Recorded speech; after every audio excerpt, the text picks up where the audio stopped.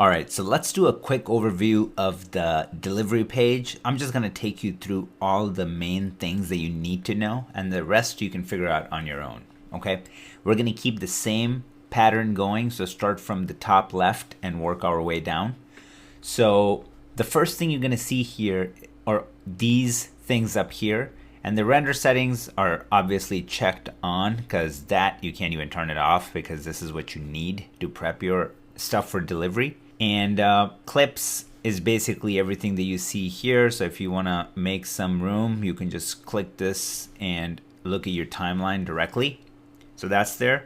And then this arrow is our best friend. Open this up if you want to access more settings, and a lot of the times you will. So I will just always do that. I'll just scroll this down and keep it open. Now your timeline here behaves a little differently than your edit page because everything here is non-destructive. So if I grab this and hit delete, I mean, you're probably seeing it right here in the keystrokes. I'm hitting delete and nothing is happening.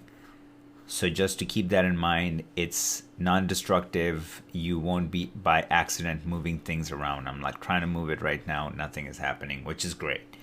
It's a very smart thing that they did. If you don't select anything, you're basically set to render the entire timeline. If I do out, then I can select what I want to output, right? So I mean, I can just do out here if I'm outputting one clip, and then Option X to just make it entire timeline. Here, obviously your canvas, whatever you're seeing, so that's your record monitor, and you can navigate through however you like.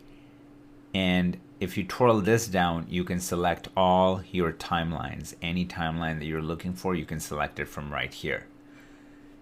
It's going to give you a duration, how long the entire thing is, and then right side is your render queue. So anytime you're ready to go, you're going to hit add to render queue. It's going to pop up here. You're going to hit start render, and it's going to start rendering.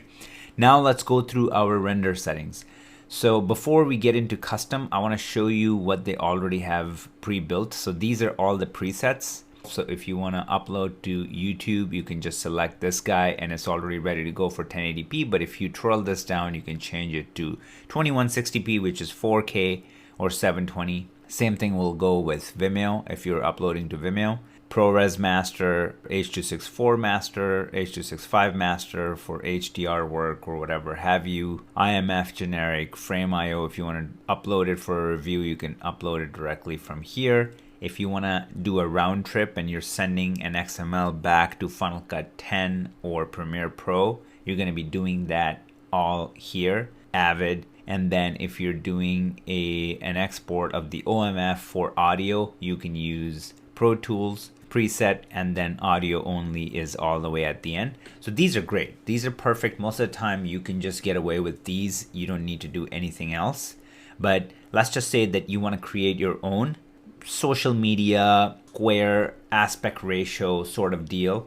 So if you want to do a custom aspect ratio, I would recommend you change that in the back first. So if I go in here and I just do 1080, if I'm doing an Instagram post, so this is my square post, right? Let's just say that you repoed it and it's good to go.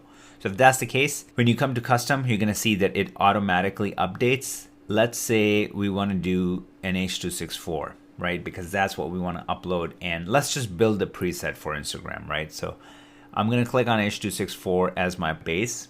And then once I'm in here, I'm going to make sure that I'm set to 1080p, which it automatically does.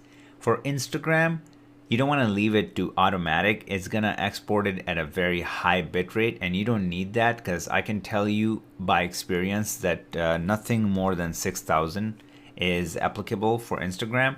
It's just not worth it. You can export it at 80,000. It's going to take forever to upload, but it's not going to make a difference because they're going to compress it on their end anyways. So 6,000, it barely takes any space on your machine, and it's the best format for Instagram after a lot of trial and error. So that's what I would recommend. So let's just say that we did that. Then we say, obviously get the audio, and then we say always create a custom name. So we put in our own name for the timeline that we're exporting. So if everything is looking good here and we're ready to go, we can just click on these three guys right here up top. And once you click on it, it says save as a new preset.